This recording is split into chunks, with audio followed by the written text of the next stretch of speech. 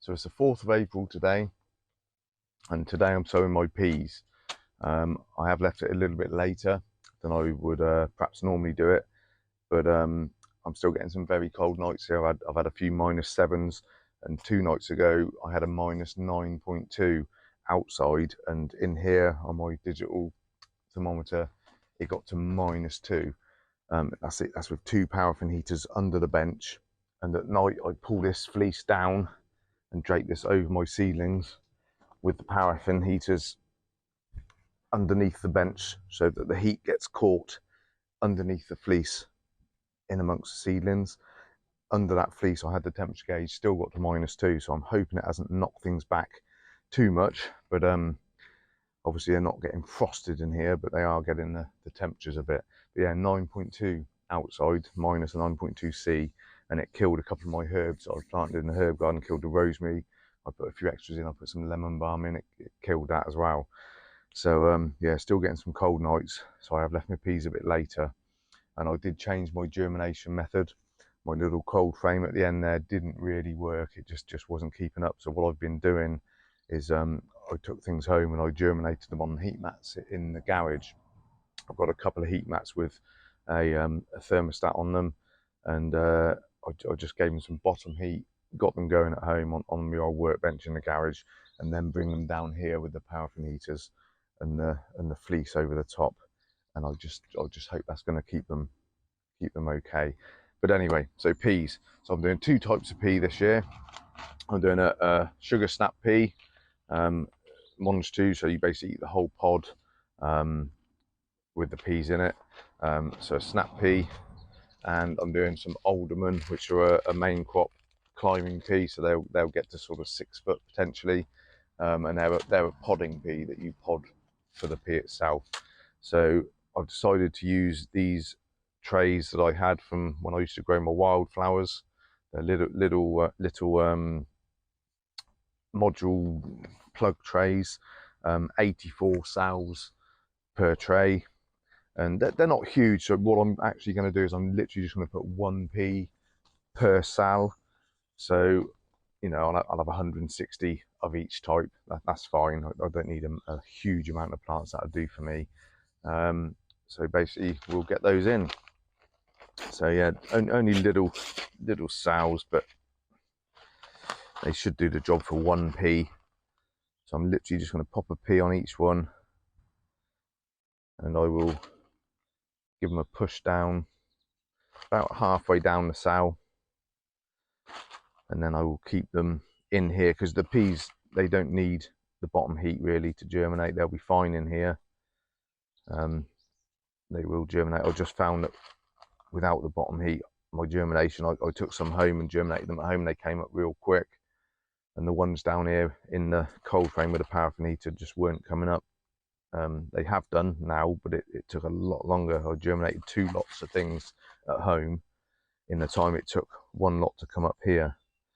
So obviously the longer it takes, the more risk you've got of things rotting off and stuff like that. So I didn't want to stick with that method. So I'm germinating at home, and I have got permission from the boss to do a few on the windowsill as well. And I think that's just the way I've got to do it here. I've got no electric, no nothing, so it's the way I've got to do it really to get a more successful germination. But these peas, same with the broad beans, they don't really need the extra heat. They will germinate in the polytunnel here, even with those colder temperatures. I've got my broad beans just there that are coming up now. They didn't get any extra heat. I left them in here. And they have come up okay. So I'm just literally pushing them down about halfway down the sow.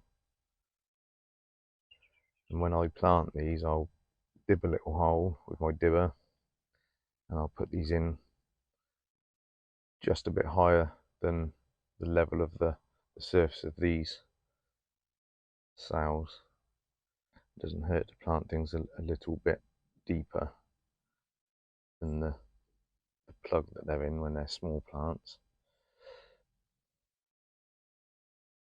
So just get those in like that, and then I'll take them over and top up the compost. Bring them over once I push them down to my compost tray and just top up, fill in the little divots where the peas are. Just fill that over, and all I do is get my little board here and just scrape the excess off and firm it down at the same time. Any chunks, just chuck them out. Just give that a firm down, and then I take the tray. So rather than watering from the top, what I like to do is I've got these grow bag trays, and I just float the tray in there, give it a few minutes, and the water will just come up through the compost. You'll see the top will be nice and moist, and it just saves disturbing the compost on top. So the peas are all planted. What I have done, because I get a lot of mice, rats, things down here, I don't like to put any pots or trays with broad beans or peas or anything on my pallet tables, because the mice can just climb straight up on there and they'll hook them all out of the pots and have a lovely free dinner at your expense. So anything peas or beans, I try to put on metal racking that they cannot climb up. They won't be able to climb this stuff. They can't get up there. Even once they've germinated, they'll still get in and pull the seeds out and eat them. So just keep them safe, keep them up away from rodents. I have direct sowed some broad beans just because I haven't got enough room in here to do everything I want to do. So I have done a bed out there of dwarf broad beans that I've direct sown, and I have put some mouse traps within. I've closhed them and I've put some mouse traps within the cloche. I've had 3 or 4 already within a week. I get a lot of barn owls and things around here hunting them, other things around, but they just don't keep on top of them. You're always going to have mice, whatever you try and do. So just keep them as safe as you can, keep them up and away from rodents, because they will just take the lot, and they'll take them quick as well. So just bear that in mind whenever you're germinating peas and beans. So I'm planting out the peas, and I'm putting them roughly 4 or 5 inches apart. Now they're only singles in the sow trays, and with these sow trays all I do is just gently hold the foliage and with my finger just push up from the bottom, and they literally just pop straight out. Simple as that. And then just very carefully plonk them in. I'm doing them, like I say, 4 or 5 inches apart, just a bit deeper than the sow. And these are the old ones, like I say, and I don't remember growing these before, so they're going to be the tallest peas I've grown. I've only done the sort of dwarf type, which I use the hazel sticks, twiggy sticks, top growth of the hazel, for these to grow up.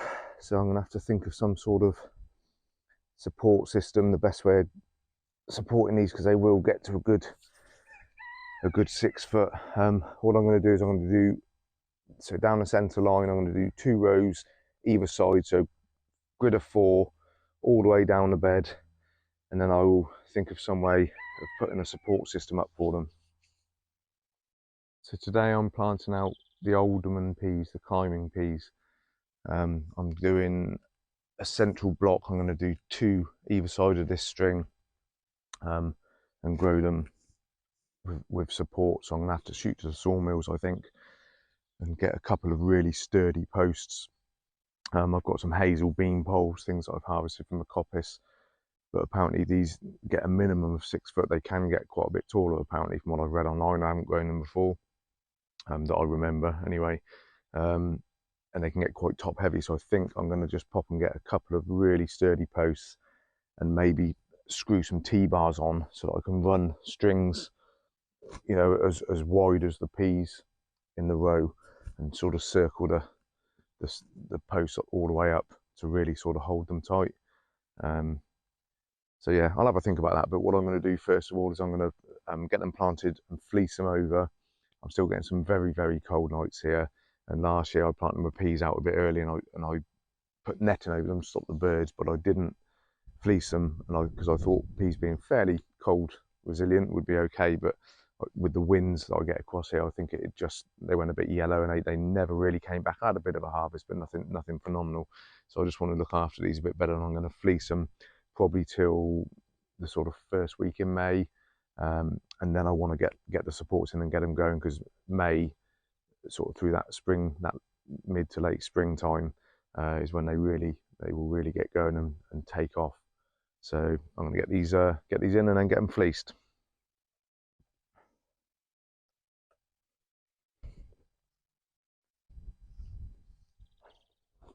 These are all planted. I'm just putting fleece over. Now, I'm not laying the fleece directly on them. It's always really windy here. I've had problems in the past with things that I've laid fleece directly on, that the wind movement just constantly battering the top of the plants, just damages the leaves and just knocks them back. So I'm using hoops and just keeping the fleece up off them. Lots of bricks so it doesn't blow away, and that should do it. It's just to give them a little bit of protection, a little bit extra. Yeah, hopefully that should do it. They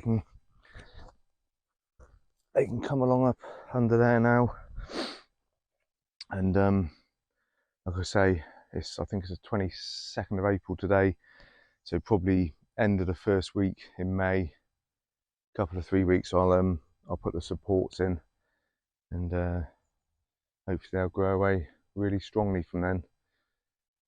So yeah, let's leave them to it.